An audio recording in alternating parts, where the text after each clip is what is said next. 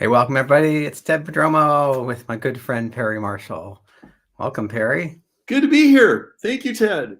And I have right on my shelf here a couple of interesting books. I have The Ultimate Guide to LinkedIn for Business by Ted Padromo. I have Ultimate Guide to Twitter for Business by Ted Padromo. So I guess we are brothers in the Entrepreneur Press Ultimate Guide series. So there we go. How many people can brag about that? I know. It's the best. So I just realized it was 20 years ago that I bought the Definitive Guide to Google AdWords, your ebook. Who could believe it? 20 years. And you were one of my very first marketing mentors. I got certified as a coach. I knew nothing about marketing, so I started learning marketing. And I met you early on, and I still go to you to find out what advice I should follow, because you've been doing it for 20 years and you're always right. Well, it's funny you talk about 20 years. This is my companion to your books here. This is the 2007 version of Google AdWords. So it's 17 years old, and about 60% of the book is 100% useful. About 40% of the book totally out of date. Yeah. But the part of the book that's out of date is, well, this is how Google's screen is. These are where the radio buttons are. This is how the algorithm works. All that's changed dramatically. The principles of how you do direct marketing are the same. In fact, there is a little section in every chapter called Uncle Claude Says, or Tips from Uncle Claude. And Uncle Claude is Claude Hopkins, who wrote Scientific Advertising in 1918. And we're saying, so this is the 100 years ago version. This is the now version. And when I wrote this book, I didn't write it first and foremost to be a manual on how to use Google's system. It was actually a manual on how to think like a direct marketer, how to think like Claude Hopkins, except on a platform that runs 10,000 times as fast. And today, if this was the only book that you had on Google Ads, you'd be okay. Yeah. There would be things you'd want to know that it doesn't tell you for sure, but you would have the basic concept right. And that is why it is so important in this slashing around in AI that people not lose their bearings on what's a bright, shiny object, what's a bell, what's a whistle, what's a LED on the console versus what are we really trying to do here. And so I really appreciate that we're having this conversation, because I don't think enough people are having the conversation. Yeah. And that's what I teach with LinkedIn. It's like, you're a human being trying to connect with a human being who's going to buy your products. There's a lot of tools and bells and whistles in between sometimes, but it's two human beings having a conversation. And that's not going to change. I think some people are even confused. They think that ChatGPT is human, or they think that the different AI platforms might be awake or alive or self-aware. I don't think any of that. I think we're, as long as a computer works the way a computer does, none of that is going to be going on. And I see a lot of paranoia, like people are afraid all their jobs are going to go away. People are afraid of mass unemployment. We're going to have a like universal basic income so that people don't starve to death. Right. So meanwhile, how does an entrepreneur, a marketer, a business owner, a founder, or maybe a department head or somebody who runs a marketing department, how do you move forward when it looks like the whole entire marketing world is turned inside out and upside down? Right. And here we are. Here we are. And I like when you seem to have this crystal ball and predict things. Like it was like 2006 or 2007. I was at the 4-man intensive, and you were talking about the economy's booming. 2008, the economy crashed, and you called it. And you see a window of opportunity here, 2 to 3 years for AI, and it's going to turn inside out. So yeah, let's talk about that. I'm sure everybody here has seen a million theories on the economy, and people have successfully predicted, 48 out of the last 2 crashes. And like, who am I supposed to believe? And about 3.5 years ago, one of my clients, Damian Deegan, reached out and he said, Perry, I've got somebody you need to pay attention to. You need to read a book called The Secret Life of Real Estate and Banking. He said, I've been following these guys. They have called the trends accurately. And I've been paying attention to them since 2016. And so they explained that for the last 200 years, the world has been running on an 18-year real estate cycle. And the only exception is World War II. And there has been a big crash every 18 years and kind of a mini crash about 2/3 of the way through the 18 years. And this has happened consistently. And they started lining things up. And they said, so there was a crash in 87. There was a crash in 2008. There was a mini crash in 2001. And then about 2.5 years ago, we were in a mini crash in COVID. And they said, so the COVID lines up with the dot-com crash. And the 2008 crash lines up with 1987. And I started connecting these dots, and I'm like, wait a minute. And so at the time when this was going on, COVID was going crazy, and it was very unclear. Like, everybody remembers how completely uncertain the world was. And they said a lot of people think the economy is about to have a major crash like right now. But they said, I want to ask you a question. Is it easy or hard to get a loan to buy a house? And they said, it's actually easy. Like, credit is super loose. And they said, that's because we're in the middle of the cycle. We're not at the end of the cycle. He said, if it was 2009 or 2010, you couldn't get a loan to save your life. You can go buy that house across the street to save your life. Nobody would loan you the money. And, and the person's like, somebody please buy my house, and nobody can buy your house.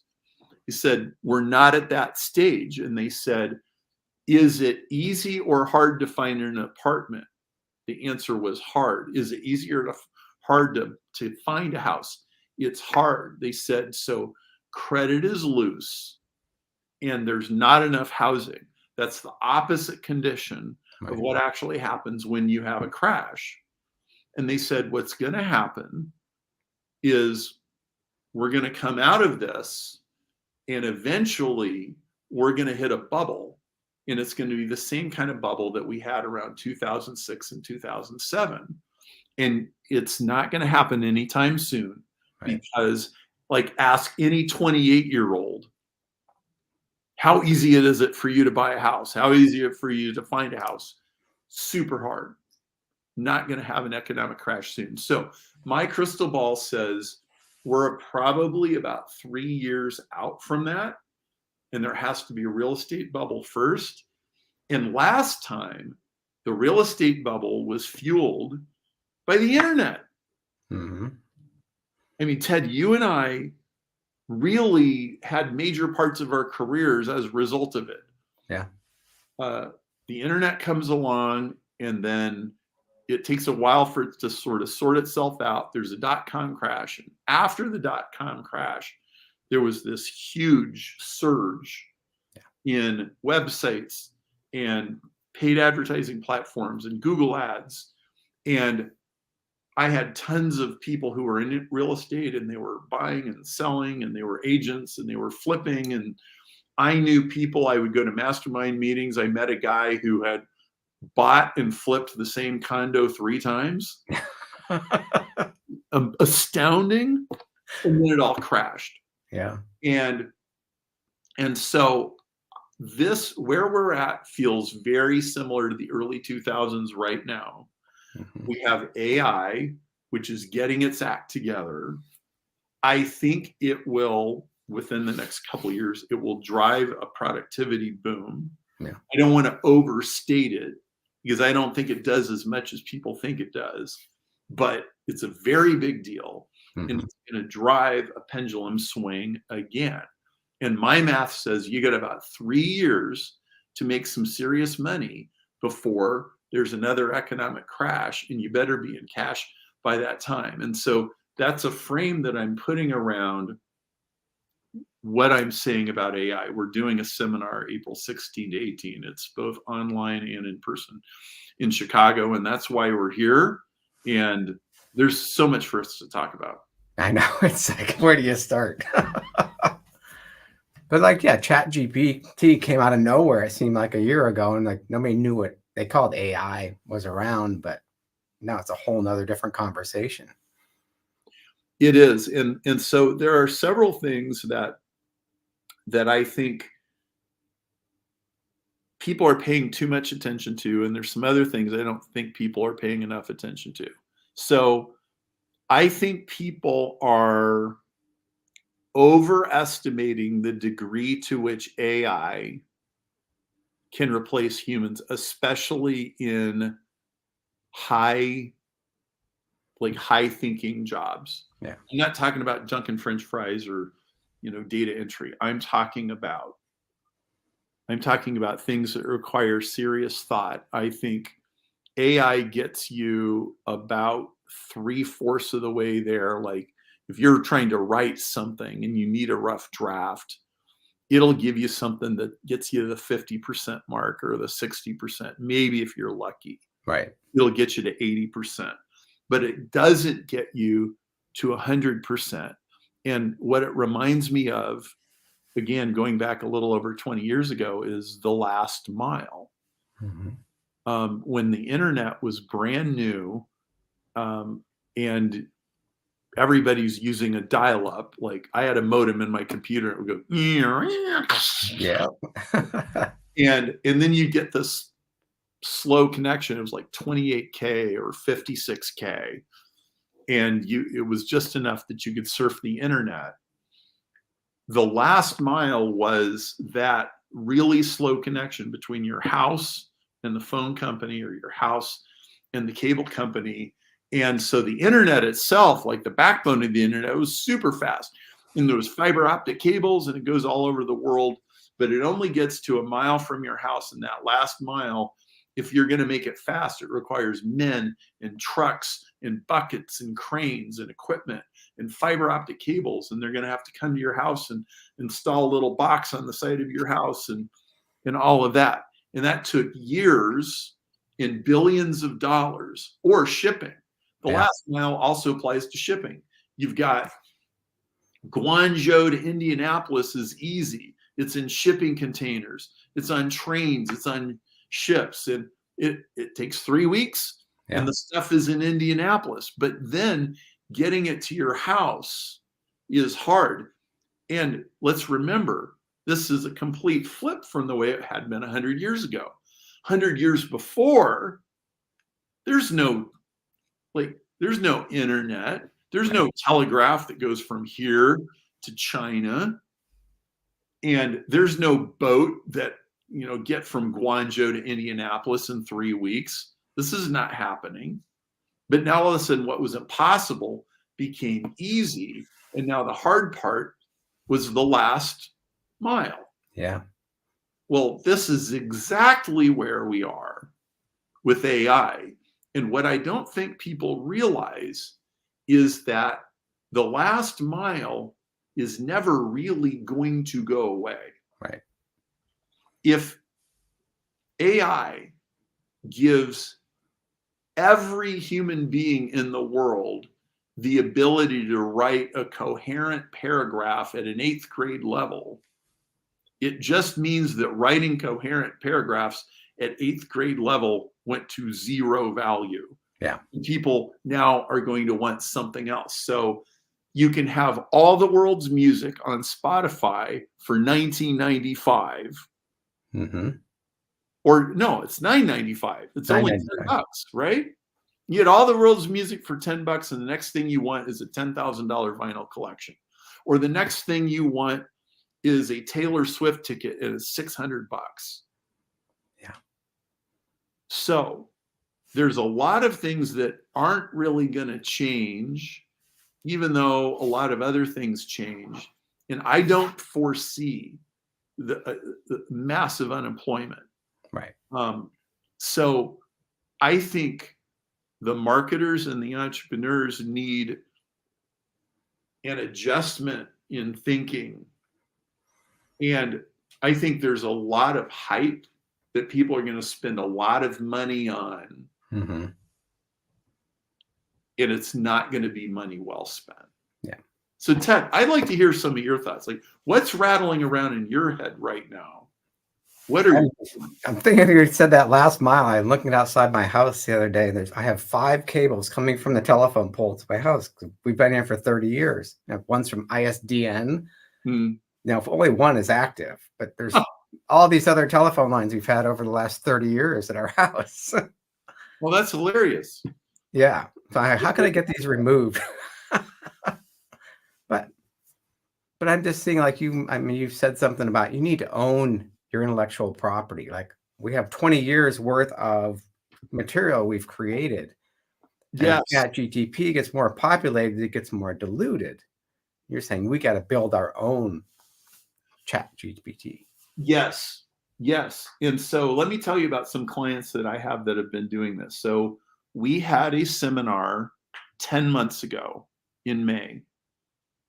And it was the first AI seminar. It was a massive pivot. It was going to be a traffic seminar in January. And Tom Malash reached out to me, said, Perry, this ChatGPT thing is super important. I had learned to take Tom seriously. He called the pandemic about 6 weeks before it hit. He said, I remember he was writing posts on Facebook. He said, this is going to be a very, very, very, very big deal. People pay attention, listen. And like, I'm listening to this and I'm going, I hope he's wrong about this. I don't want to think about this. Who wants to, like, I never lived through a pandemic. He was right about it.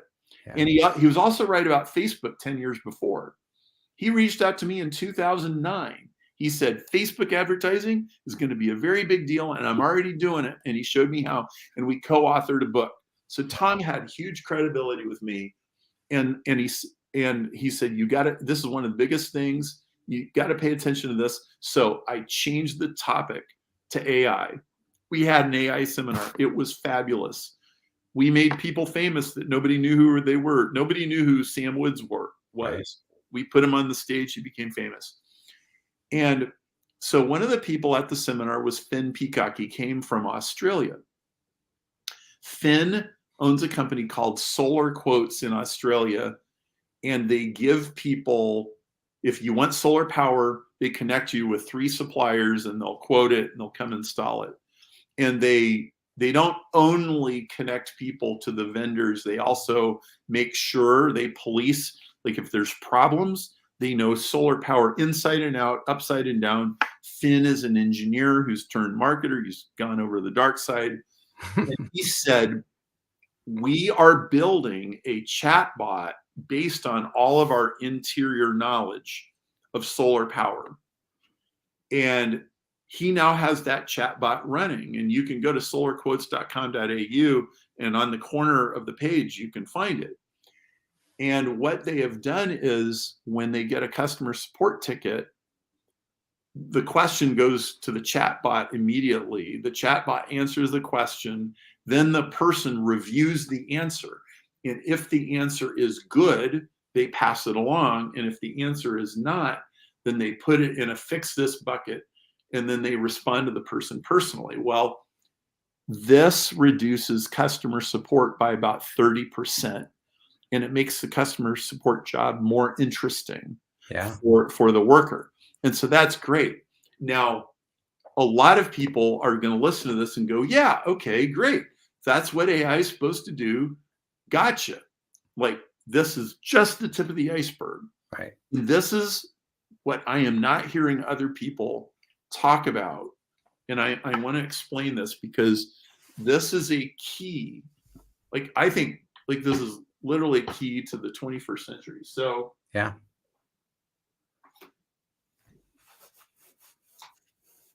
Let's talk about Uber for a second. Uber gets riders, which attract drivers, which gives you speed, which gives you more riders faster, which gives you more drivers faster, which gives you more speed faster. And you rinse, repeat this for about 5 years, and you have a company that's impossible to compete with. Yeah. Uber and Lyft own that market. I cannot fathom trying to start another company like this and have it running in the 1,000 cities with the riders and the drivers and the apps installed. Impossible. Yeah. This is such a ferociously powerful moat. And this moat is what I call network effect. Bob Metcalfe, who invented Ethernet, came up with this term. And network effect is what makes Silicon Valley valuable. eBay runs on it, Facebook runs on it, Google runs on it, Airbnb runs on it. You go all down the list because what they do is they bring buyers and sellers, or information seekers and information providers together. And the more, it's just like eBay, the more buyers, they attract sellers, and the sellers attract buyers, and the buyers attract sellers. So I coined another term called network effect for mere mortals. Because the Uber's version, you need $10 million or $100 million or $1 billion of venture capital to do what Uber did. Yeah. You need hundreds of millions of dollars for all of those platforms, but there's a miniature version. And so let me tell you some versions of this that my clients have done. So Mark McShirley owns a company called Roof Simple. And he started this company in the Washington, D.C. area. He was very frustrated with the sales culture of the roofing industry. These people are desperately dysfunctional. They're dishonest. The customer experience is terrible. They're storm chasing, all of that. And so he built a different kind of company with a different culture. And the bottom line was, every time they installed a roof and they sat down with the owner at the very end and they collected their check, when they said, "Hey, were you happy with everything?" And the owner's like, "Yes, you guys have been great. Will you write us a Google review?" The owner would usually say yes. And so they racked up 200 5-star Google reviews. Well, Google reviews is network effect. Yeah. Reviews attract customers, which write more reviews, which attract more customers. And Mark coined a term, review velocity. How fast are they getting more 5-star reviews? And so nobody really notices that this is going on, except one day you look and this roofing company has 200 reviews. And what this means is it's cheaper for this company to acquire a customer than any other roofing company in Washington, D.C. And that's network effect for mere mortals. It didn't take billions of dollars. Right. It took Mark building a culture and a set of processes that covers every base and leaves a customer really happy. And then they start racking up the reviews. Well, guess what? The first day they opened in Houston, they had 200 Google reviews, 5 stars. So the first day they opened in Houston, they're ahead of everybody. Yeah.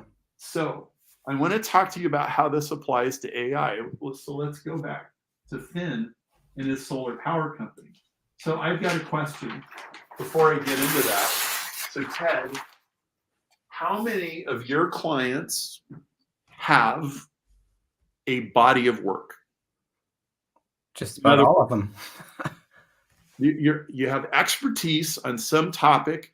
Yeah. Maybe it's like teaching knowledge, but maybe it's how to install solar panels, or maybe it's how to grow orchids, or how to write books, or anything.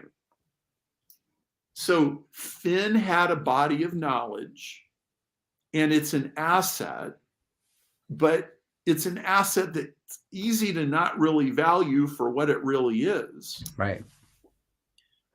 And so they take all of their customer support documentation, all of their old blog posts, all of the questions and answers and emails that have gone back and forth about solar power.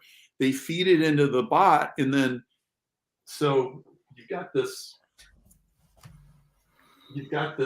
cycle going with this bot where, every time the customer service person reviews one of the bot's answers and it's not quite right, then it goes into the retread pile, and like, we're going to fix this. We're going to fix the database, and we're going to train it. So I'll put a big F. This is Finn's company. This is a solar power. And then here's ChatGPT. Finn's robot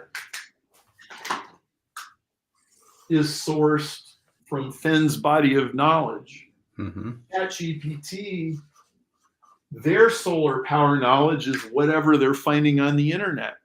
Which of these do you think is better? I like Finn's. Finn's is a lot better. In fact, you can even ask it very detailed questions. Like, you can ask it about voltage levels and currents and specific pieces of equipment and all kinds of stuff. It'll usually give you a good answer. Yeah. Okay. What about Google? Google has a search engine. They have Gemini, or whatever they're going to call it next week. Is Google's version going to be better than Finn's? No, because it's an average of all the stuff in the internet. Right. Does Google know how to curate solar power information and decide which websites are good ones and which ones aren't so good? Yeah. No. We know that from using the Google search engine. Right. And AI doesn't really change any of this. But what AI does for Finn is it takes 16 years of his body of work, and it makes it all available to a customer, and it makes it available for whatever they want to do with it. Yeah. If they want to make more good, high quality blog posts, if they want to make more social media posts, if they want to make LinkedIn articles, all of that they can do, and they can do it better than Google and better than ChatGPT. And this right here, what I just told you, for anybody who has a body of work, this is the next wave. So most of my clients have over 30 years of corporate experience, have tons of knowledge and experience, but they don't have specific knowledge about solar or whatever. Or maybe they do. It depends what industry they were in. So how would they take like their years of experience and knowledge and channel it into so I don't really know anything about solar power, but I know a lot about marketing. I know a lot about pay-per-click advertising. I know about evolutionary biology. I got a whole hard drive full of stuff like this. Yeah. And I have years of newsletters, and a lot of your people, they have their own slightly different version of everything I just said. Yeah. It's probably on your hard drive, or it's in your Gmail, or it's in your Google Docs, or it's in your Dropbox, or like wherever you keep stuff. Maybe it's transcripts of recordings, maybe it's a discussion board that you run or own, maybe it's a membership area. And so I'm not realistically going to be able to sell back issues of my 2011 newsletters. Right. But I can put that in my chatbot. And we have this running now.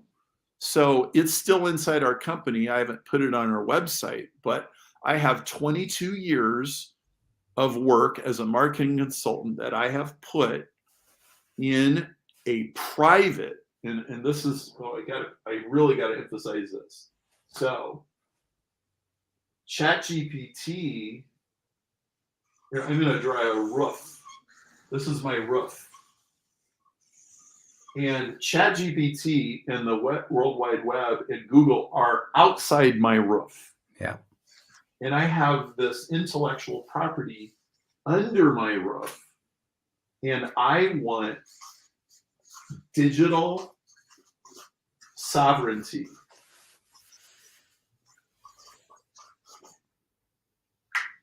And that means I own my data, I own my words, I own my documents, I own my transcripts, I own my recordings, and I have them, not ChatGPT, not Google.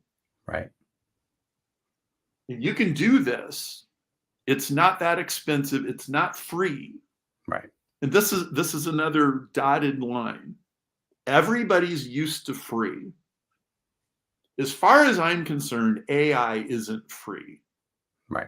Now, maybe there'll still be AI search engines and all that. That may be true. But if you want quality AI, you need to pay for it.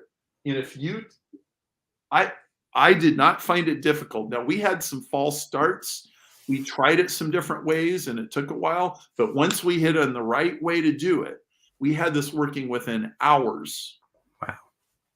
Within hours, I'm searching my own database of my own body of work, and it's talking to me kind of like me. And then we added some more prompts and it started sounding exactly like me. We had a set of files. Like, we want you to sound like this. Right. And then it sounds like Perry. You can do this, and you can use it a whole bunch of different ways. So Finn uses it in his customer support loop. Right. The chatbot on his website. So some people will find that's appropriate. For other people, you'll train your coaches, or you'll train your consultants, or you'll train your fitness trainers, or like whoever works for you, or however your organization works. Yeah. And all of a sudden, stuff you wrote in 2011 takes on a whole new life and it's resurrected. I think this is a huge opportunity for people who have established expertise. Yeah. And a lot of people do. It's a huge competitive advantage. It is. And most, so let's say you're an expert in ISO 9000 manufacturing stuff. Let's say that that's your field. Mm-hmm. Most ISO 9000 manufacturing guys, they're using ChatGPT like a search engine. They don't understand that the race is on for you to get ahead. So whatever your unique selling proposition in the marketplace, if you can start pushing that forward and getting this feedback loop, like getting this refined, that produces the exact result you want, because it's just like solar power. Google and ChatGPT are not going to curate all the correct information on an ISO 9000.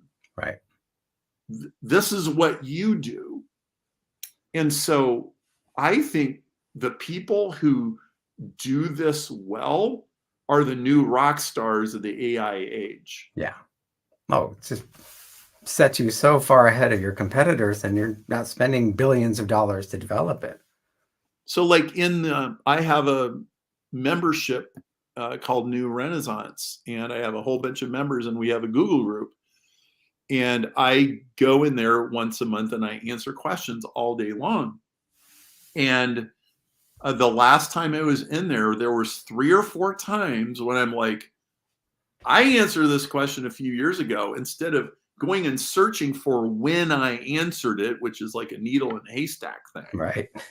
I go over to my chat engine and I type a couple questions and it pulls it right up, because it's searching for meaning instead of just searching for words or searching for dates. Right. And then I pull it out and I tweak it a little bit and I put it in there, and it made it 2 or 3 times as easy for me to answer some of those questions. Right. And I'm not sure exactly how we're going to use this, but it's very possible that we make it a feature of the Renaissance Club where, if you're a member, you just go in the members area and you use the Perrybot. Yeah. And I think a lot of people could enhance their memberships or enhance their website by doing this. And you're now going even deeper on your existing niche, Right. dominate the topic that you're an expert on, and maybe you team up with other people. Maybe you have an alliance and you all work together. That could be a very viable strategy for some people. Much the way, I mean, Ted and you and I have had a various level of working relationship for years. Yeah. We've promoted each other's stuff. We've quoted each other in books. We've worked at seminars together and stuff like. So I think there's a whole level of collaboration that can happen in AI where the worldwide platforms are going to have a mediocrity problem. Yeah. And the mediocrity problem is getting worse because people are going to ChatGPT and say, oh, write me an article about bowling alleys or something. Right. And they're just spewing out low quality articles about bowling alleys. Yeah. And the search engines are not liking this. No. But think of all the times you search Google, you're looking for information and an article comes up that's 10 years old. It's not relevant, but their SEO is still valuable. So right. That's right. It's powerful. So tell us more. Oh, go ahead. No, I was going to say, tell us more about the seminar a bit. Let's talk about the seminar. I think it is so important to get ahead. Like the difference between 6 months ahead of the curve and 6 months behind the curve, could not be greater. It is just incredible. So on the 16th of April through the 18th in Chicago, we're holding a seminar called Definitive AI Seminar. And you can get to Chicago very easily. Midway Airport's easy to get to. O'Hare Airport from anywhere in the world. We have 15 speakers. We have breakout sessions on for ages 13 to 25. It's going to be a very interesting thing. Last year, nobody knew who Sam Woods. We introduced him to the world. Nobody knew who David Fox was. He blew everybody's minds. We have new people this year nobody's ever heard of, and they're going to blow your minds. We have incredible networking at our events, and we have a special breakout session for young entrepreneurs. Many of our clients have kids. Many of those kids and family members are involved in their business. So we have a special pricing for age 13 to 25. That's awesome. Sam Woods did a course for us called 80/20 AI Hyperdrive. It is the only AI course that I know of that can boast that it's still going to be valid in 10 years. It sold for $14.99. You get that when you register for the seminar. It's an incredible course. The investment is $19.99 if you register now. It's $1,000 for spouses or employees, $500 for kids 13 to 25. So bring the whole family. The URL is perrymarshall.com/human. And this is a special price for Ted Prodromo's clients. And we want you to be ahead of the curve. So Ted, you came to a 4-man intensive, I don't know, it had to be like 15 years ago or something. 2006. And you got ahead of the curve. Yeah. I bought that ebook in 2004. I learned Google AdWords when people didn't know what it was. So what was it like? What was your life like then? Like, can you rewind us back a day in the life of Ted, what you were doing, what you weren't doing, what you were transitioning into, what your career was like? Yeah. I had a 20-year career in Silicon Valley. I was fixing computers in the 80s. I got into networking as it was being invented. I got into the cellular when Cellular One had 40 employees. So I had this crystal ball. I kept just my career was amazing. And the dot-com crash wiped that out. And I got certified as a coach because I love mentoring people. Mm. And I quickly realized I don't know how to market. Most coaches didn't. In fact, was that any like part of the life coach craze that was going on at the time? It was the beginning of it. There's only two places you get real certifications, and I did a real certification. Took 18 months. Well, what I noticed at the time was there was tons of life coaches. All the like, if you typed in life coach, there was like one ad by a life coach and 8 ads how to become a life coach. And Right. it was this selling picks and shovels to the miners thing. And very few of them understood marketing. Yep. And the ones that did had this huge quantum leap advantage over the ones that didn't. Right. And So, I just went to Dan Kennedy conference. I saw you speak there one day. And I just love marketing so much. I've been doing marketing. I kind of have an agency till 2008 when that kind of fell apart. mm-hmm. Got a real job for 3.5 years running Google ads for a software company. We got quadrupled the revenue from 2009 through 13. Wow. And I was part of the roundtable. I left that job. I got laid off actually, and then I became part of your roundtable. Wow. So it's been a wild ride. Well, so like there's a whole bunch of people that were, they were, if they were getting a gig at all, they were being a life coach for $50 or $100 an hour, and you're tilting the economics of an entire company with your marketing skills and doing coaching, who you want, when you want, how you want. And you've coached a lot of people in marketing, which Right. is why you're a LinkedIn expert. Right. So LinkedIn became your coaching outlet. Yeah. So it's, and like I try to teach people. It's not about the technology. It's about person-to-person communication. And with AI, you can get, I've been doing so much research on my clients. Most of my clients are over 55. They've been laid off like me. They're living my life. They've been successful. Now they're kind of like, what do I do for the next 20 years?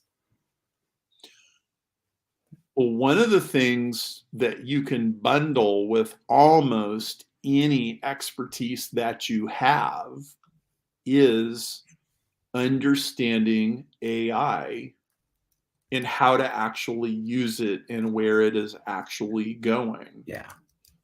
I'm not necessarily suggesting that you hang out your shingle and say, hi, I am now an AI consultant. Right. But more like whatever you're already doing, all you have to do is bring the subject up, and people are going to be like, yeah, that. Like, what am I going to do about that? Mm-hmm. And most people aren't as proactive as maybe we are. And they're not seeing around the corner. And when you have a proper grasp of what's going on, you have an ability to save people a lot of time and a lot of money and a lot of wasted effort. Mm-hmm. There is so much hype, and it is super hard for people to tell the truth from the fiction. Right. I heard about a Fortune 500 company who had 8 different artificial general intelligence programs that they believed were going to make their departments incredibly more efficient and effective. And they canceled all 8 of them because there was kind of this, well, I thought you guys knew what we wanted to do with this. Well, I thought you guys knew what we wanted to do with this. Yeah. And well, I thought you guys were going to figure out all of the copyright infringement issues that we might run into, or I thought you were going to figure out all the security stuff that we ran into. And so there's the spectrum of extreme optimism and extreme pessimism. And I think the truth is in the middle, and the truth comes down to what you and I individually do. So I don't believe in Terminator. I don't believe it's the end of the world. Right. It's not going to wake up. It's not alive. But I also don't believe, we're not going to upload ourselves in the internet and live forever. I don't think it's going to replace everybody's jobs and turn life into a utopia. Right. In fact, Ted, you sent out an email where you talked about subject matter experts and what the future of subject matter experts is. I think probably a lot of your followers would want to key into that conversation. Yeah. Because it's interesting.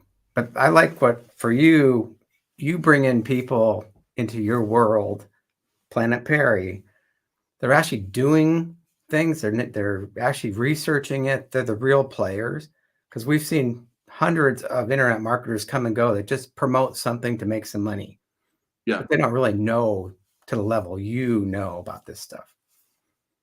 So subject matter experts, I think there's a parallel between recorded music and musicians and albums and what subject matter experts now do.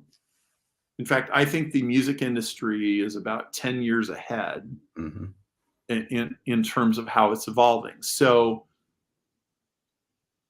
you can get all the music you want for free on YouTube if you like to consume it that way. You can get it on Spotify for $10 a month if you like to consume it that way, but it's basically unlimited. Yeah. And 97% of the music that you could ever want is there. You get all you wanted. Now, I had a super interesting conversation about 3 years ago. I was doing a workshop in Nashville, and one of the guys that came to my workshop had a company that reclaims digital rights from for artists, like medium-sized artists. Like they have to have some standing in the music world. They don't have a big contract with Warner Brothers or anything. And his company would go out on the internet and they would collect all the information. They would figure out, oh, there's these people using your music on their TikTok video. There's these people using their music on your YouTube video here, there, and everywhere. And they would send all the right letters, and it would cause the royalties to start to come to the artist. And they collect 10% and give the artist 90%. It was a great deal. And he said, I asked him about how artists get paid and how it's changed. And he said the most interesting thing. He said,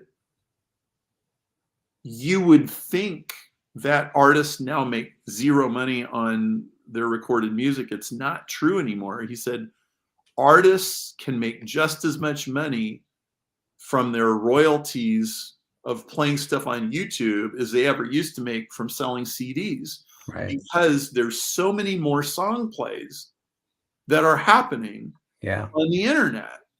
And that stunned me. I would have never guessed that was true. And then the other day I had a concert promoter who books artists with venues. And we were talking about the economics of live concerts. Live concerts are 2 to 5 times more expensive than they were 5 or 10 years ago. Yeah. And it's because Spotify is $10 a month. It makes people want to see U2 or, the Rolling Stones or you name the band. Right. And any band that's big enough to go on tour, which you don't have to be a super big, huge band to go on tour. No. Any band that's big enough to go on tour can make more money going on tour than they ever used to make before. Yeah. I think the same transition is happening for subject matter experts. Mhm. So I think ChatGPT is taking ordinary expertise and making it essentially worthless. Yeah. In other words, okay, how do I install this app on my phone, or how do I hammer this nail, anything like that? It's worthless. Yeah. But how do I do solar power? How do I do ISO 9000? How do I grow orchids? If your body of work is big enough to get you recognition, Hmm. then hiring you in person to use your expertise is going to go up 2 to 5x, just like concert tickets did. Easily. And the reason why is because we are entering into a crisis of trust. Now that you can't even be certain if anybody's video is real, Right. now that you can't be sure if anybody actually wrote that blog post or not, what Hmm. people will pay to have the real actually you sitting in front of them on Zoom, or sitting in front of them in person, or coming to your live event, all of that is going to skyrocket. Yeah. And if you're a subject matter expert, I hope you're listening, because I'm talking to you today. You need to put your body of work under a roof that you own. You need to harness network effect for mere mortals, and you need to put yourself in a position to become 2 to 5 times more valuable for the hours that you put in as you were before. And this is the new race that we are now in. Yeah. People will go to ChatGPT, they'll type something and do some research. They'll go to Claude now because Claude's got the new version. Yep. They'll go to all the different tools, and then they'll go to your tool, and the information will be so much more relevant to them because you're controlling it. Absolutely. Yeah. So I want to invite you to come to our event. The URL is perrymarshall.com/human. Yep. And we have payment plans. This is a special price that's just for TED's people. You can register for $19.99. And we have a fast action bonus, by the way. Scott Shang, he's not a computer scientist. He's not from MIT. He's not a computer programmer. He's not an AI geek. He's an AI enthusiast who left the mortgage industry about 3 months ago. He sold his mortgage business and he went full-time into AI consulting. And we appointed him as our special consultant to our roundtable members. Roundtable is my $35,000 a year group. Ted's been a part of it. And we assigned Scott to our roundtable members. Scott will give you a free consult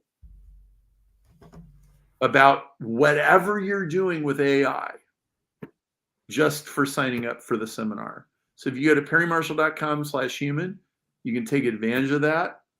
That pricing is going to go up, and you need to sign up today. And like I said, if you sign up today, you get the consult with Scott. It's a no-brainer because you're going to meet so many amazing people at the conference too. I've been to so many of your conferences, and it's not just the material that's amazing. I have one client who said, I can't go because he watched your one presentation. He goes, it blew my mind. I would not get any work done. But the speakers are actually the real people, real experts, and the people you meet there. I have friends I met 10, 15 years ago. Odds are your best new colleague, your best new friend in business is somebody you're going to meet at this conference. Yeah. And you go out to breakfast with somebody and your mind will be blown. Go out to lunch with somebody, have a coffee break with somebody, go have a drink after the seminar, go to dinner after the seminar, stay out for drinks after dinner at the seminar. You're going to meet so many interesting people, and they're real practitioners and they're quality people. So these aren't people, looking to make $1 million. These are not the people seeking hope. These are real people, real business people that are making good money, and they want to take advantage of this. So Ted, I just want to thank you for all the work that you're doing to train people how to use the internet well, how to use LinkedIn well, and I really appreciate you. spending some time with me today and letting me spend some time with your people. It's an honor. It's really Thank you. I appreciate everything you've done for me. What can I say? Thanks, Perry. Thank you. Take care, everybody.